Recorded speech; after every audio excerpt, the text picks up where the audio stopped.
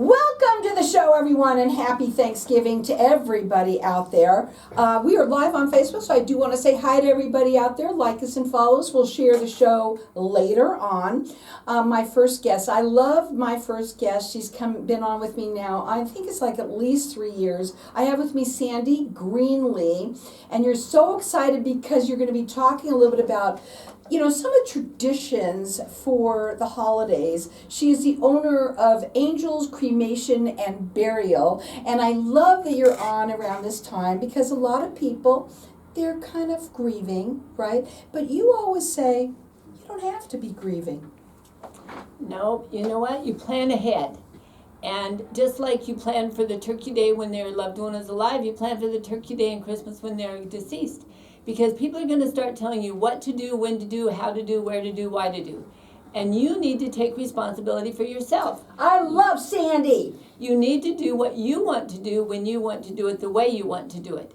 Sometimes you want to keep those old traditions. Sometimes you want to throw them in the garbage. Sometimes you wanted to throw them in the garbage years ago. So now is your turn to take some time for you. Go sit in your rocking chair, go lay on your bed. Just relax and think about, what do I really want? How do I want to do it? When do I want to do it? What do I want to keep? What do I want to throw away? And the most important thing is don't hide your feelings. It is okay to cry. Do you know why we cry? Because we love. And I don't know about your world, but my world needs a lot more love in it. And so cry away. And don't apologize for those tears, because if you didn't love, you wouldn't cry. This is what I love about Sandy. She's so real. But what she really wants, for what she comes here for normally, is to talk about pre-planning, and everybody really should. And we're going to kind of go away from that subject for a little bit today, because we want you to know that there are other things that you can do other than grieving at this time of the year. And Sandy has a list of 100? I don't even know, a lot of different ideas. And we're going to kind of 65 different ideas that she's put together. Now, we're not going to talk about all of them, but we're going to kind of focus on some. Now, I want you to know that Sandy's always available. Certain things, you said you got 7 calls last night from people who are passing away. And I said it to you right to your face, what you say all the time, which is, God picks his flowers when he wants to pick them. And you are 24/7, and you answer your phone 24/7 too. Yes, Should I tell everybody that? Because I don't like answering services. When my family was dying, they'd say, well, I'll have a director call you in an hour. Or I'll have a director call you back as soon as I can get a hold of one. And my response was, I want answers now. I don't want to wait. I don't blame you. I need to know what I'm going to do. I'm frustrated. I'm stressed, and I need answers. And so, therefore, we answer our phones 24 hours a day, 7 days a week. Now, probably 90% of the time it's me. The other 10% is one of my employees, because sometimes I really do get to a point that I need to sleep all night. Now, her phone number to call, it's 480-962-6435, which is 96 Angel. And so it's, again, 480-962-6435. Her website is Angels, Cremation, and Burial.com. Okay, I got that little bit out of the way. And I want you to kind of go into some of these different things that we want to talk about for some of the, the traditions, different traditions that you might be thinking about for the holidays. Well, and if and some of the things ways you can honor the person that has deceased is do something they wanted to do. For example, my husband loves sweet potatoes with brown sugar and marshmallows.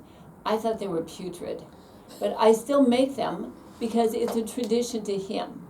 Oh, that's kind of nice. And so if nobody else eats them, they go in the garbage can. But at least I've done my part to remembering him, because that was something that was so very, very important to him. It was very important to my mother. In fact, actually, my husband learned to love them because my mother made them all the time. I haven't eaten them since I was forced to when I was a kid at 8. Especially since he passed. Well, I was forced to eat them until I was 8, and then I never ate them since then.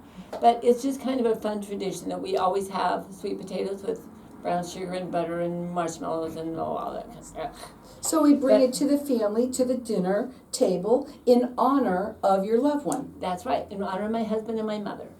And we also always go home for Christmas, or we go someplace where there's snow for Christmas, because that's in honor of my mother. She never wanted us to not be with her for Christmas. And home has been Wyoming my whole life. And there's been a few years that we've done other things with the family because it just didn't work in our schedule and the situation we were in to go home for Christmas.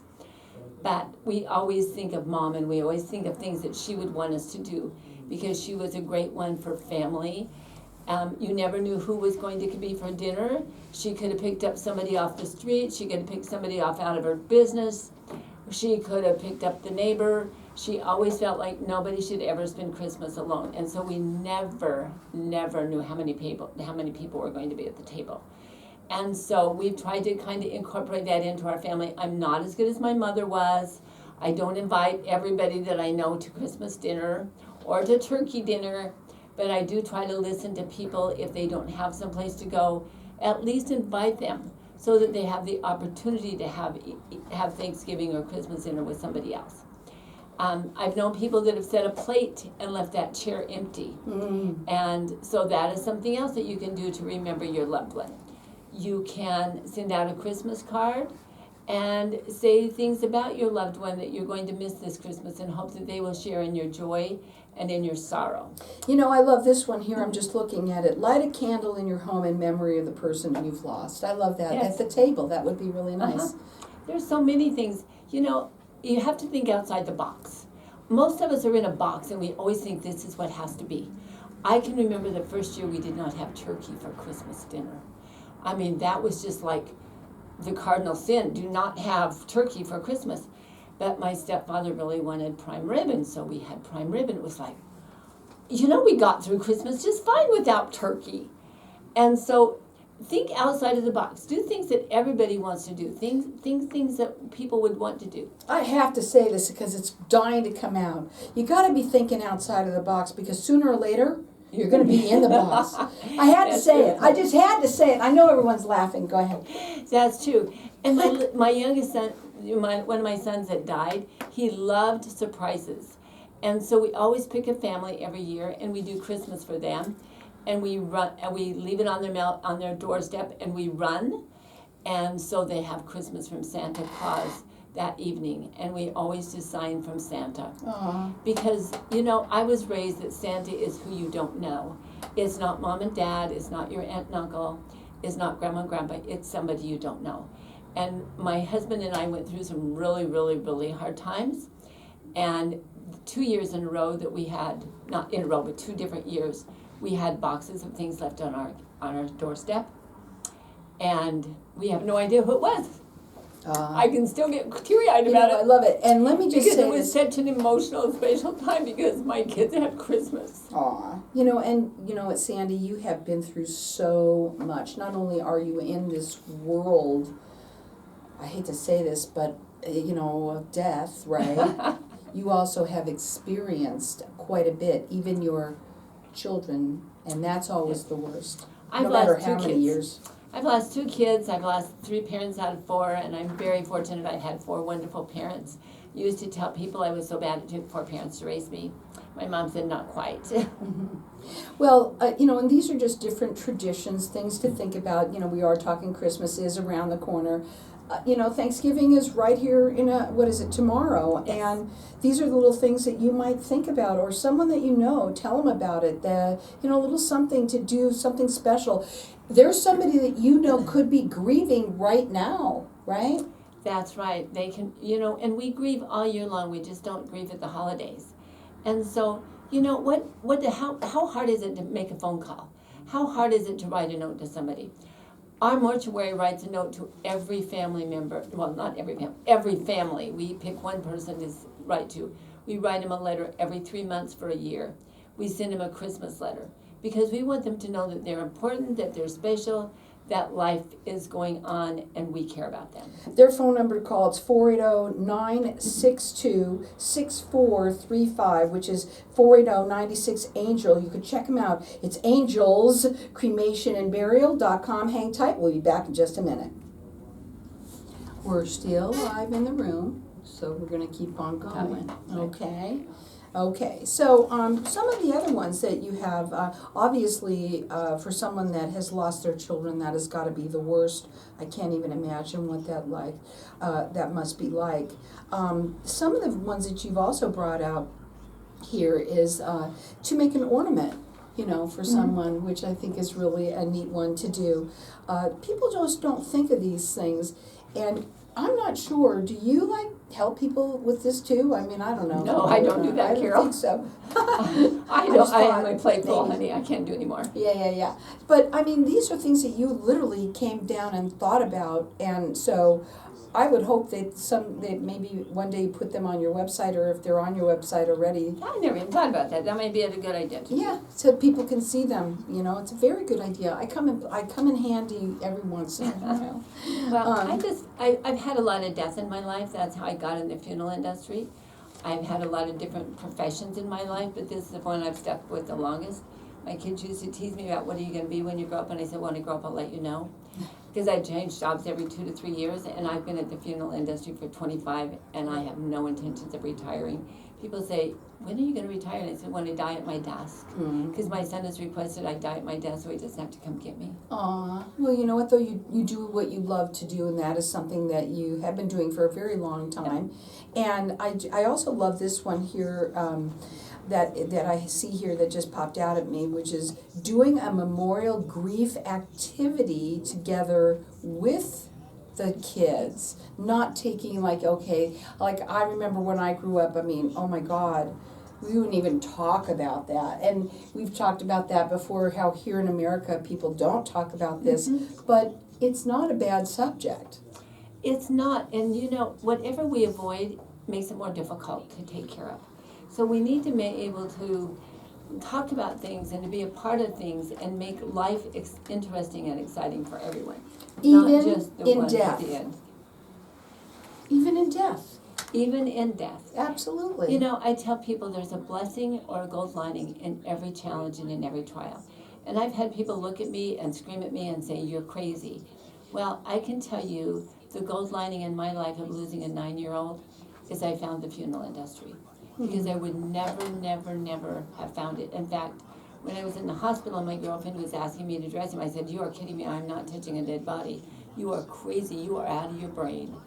And yet, she finally convinced me to do it, and I did it, and I had a very spiritual experience, and that was the beginning seed of me being in the funeral industry. Amazing. And so if you don't look for the gold lining, and no, it didn't come right away, it came a long ways down the road. But I honor my son because I am in an industry that I love, and I'm helping people, which was what his example was. And to understand it too. Yes.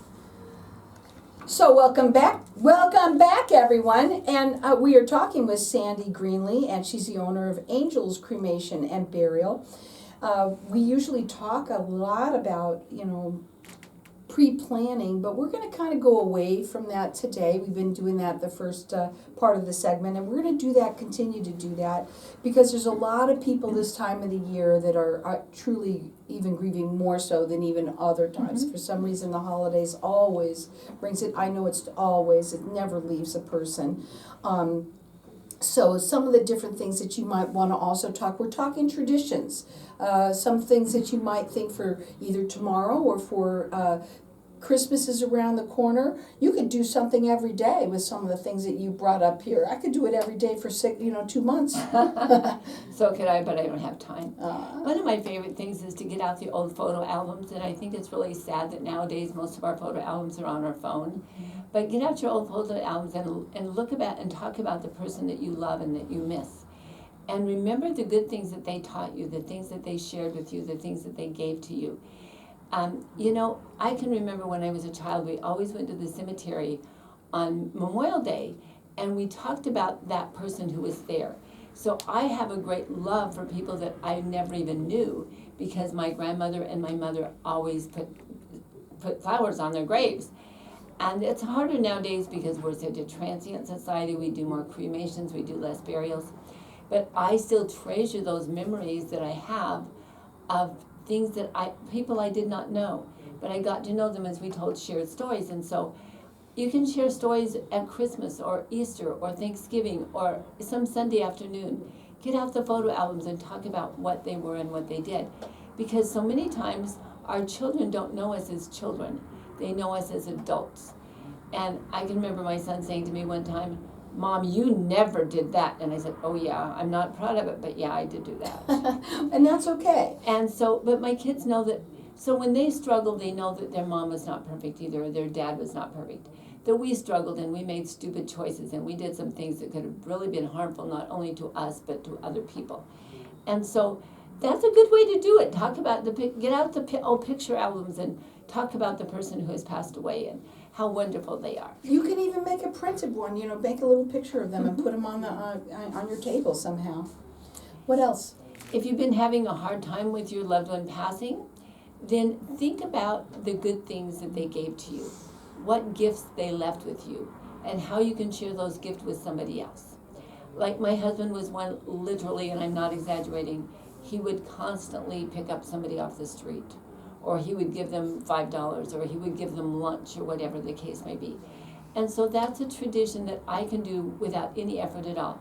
I can walk in a restaurant and pay for the person's lunch behind me, or I can go through the drive-through and pay for somebody else's coffee behind me, or drink. Pay it If forward. if you can't afford it, buy a Coke. Yeah. That's $1. But I did for somebody who was having a church gathering that was a potluck. Mm-hmm. I made some stuffing and just to hand it to her to bring along. So I contributed in my own little way. There's all sorts of ways that you could be nice to people. And if you're stressed, learn to breathe, because most of us do not breathe enough. And when we breathe, it relaxes our body, it relaxes our brain, and we can think of good thoughts. And if you want to think of bad thoughts and you want to keep dwelling on them, you can get yourself really depressed and really distraught.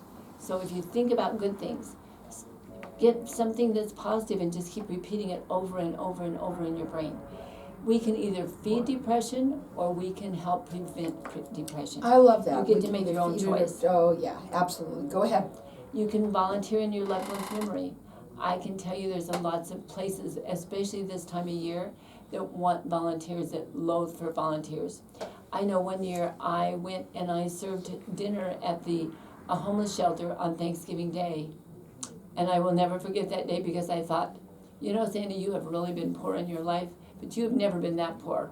You've never had to go to a soup kitchen and get food on a plate. Right. And those people were so gracious and they were so thankful and they were so kind. I came away feeling like I need to do this every year, and if I could find enough time to do it, I would, because I walked away from there feeling so blessed. And I'm going to say something right there. There's also people that don't like other people in their family. I'm just going to say this. Sometimes doing something really nice, boy, does that really do wonders for both of you. It both does. of you. Well, and I can remember the first year my husband died, I bought myself a sweater, because he always bought me a Christmas sweater. When my mother was alive, my mother always bought me a Christmas sweater for Christmas. And so when my mother died, my husband took over that tradition. And so when my husband died, I thought, I'm not going to get a Christmas sweater. I'll buy my own in his name. So I did. Well, that's awesome. And you see, there's so many different things that you can do and think about. These are just some ideas and fun. Yes, you know why she knows a lot about all of these different ideas is because she thought of them for people that, how many years have you been here in the Valley doing it? I know I have it on your paperwork. Like 23 years? 25. 25. I got to move it to years. 5. 25 years in the Valley, in Mesa. Right. Well, I haven't always had my own mortuary, but I have been in the funeral industry for 25 years. And I spent 10 years before that really grieving and trying to figure out where I wanted to be in life and what I wanted to do and how I wanted to make the experience when my son died in 1989, how I wanted to make that a positive in my life. And so and his birthday, would never go to work on his birthday because I would just sit and bawl all day and I didn't want to do that. And one day I thought, this is the stupidest thing, Sandra. You need to get your act together. As my dad used to say, pull up your pants, put on your boots, and get to work. And so instead of dwelling on it was his birthday, and poor me, my son died at 9 years old, I thought, okay, what can I do to make the world better in his memory? What can I do to change my attitude? Because it was my attitude that was killing me. It wasn't anybody else's. And so I started thinking of all the things that I could do. And one of the things that I thought I could do was buy gifts for kids who didn't have. And so that was the beginning of my really experimenting and getting out of my box. But I also want to say too, Sandy, that one of the things that you do is educate people who have obviously never been through, sometimes never been through a death, for someone that in their family that has passed away.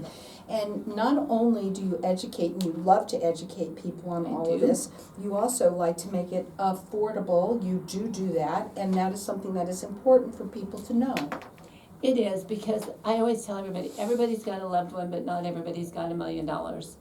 And my daughter says that the only difference between people who are wealthy and people that are not have to be a little more creative. I mean, you can make your own urn, you can make your own programs, you can do a lot of things to be creative. And if you don't have any ideas, I can tell you I have learned the internet is full of them. Mm-hmm. In fact, so many you want to try them all and you don't have enough time or money or energy to do them all. But at least you can pick your favorite one. One of the things that I remember you saying, and I just think it's perfect to almost end here, is that you get a hat. And one of the things that we talk about is pre-planning, which we've talked about that a little bit today, but you can put your ideas of what you want in the hat, and you pass it around. What is something like that? And everybody puts their own ideas. That's what it was. Everybody puts what they want to do, what their wishes are, in a hat. And then you draw one out and you do whatever it is they want to do. Yeah, and you and listen. It might take a month to do it. It might take 3 years to do it because you're saving and scrimping. But you know what? The idea is to change where you're at. If you're in the muck, get yourself out. Nobody else can do it for you. Somebody can help you, but nobody can pull you out but you. And so you need to take responsibility for your own feelings. You need to take responsibility for making changes in your life. And you need to take responsibility for telling people, no, I am not doing that.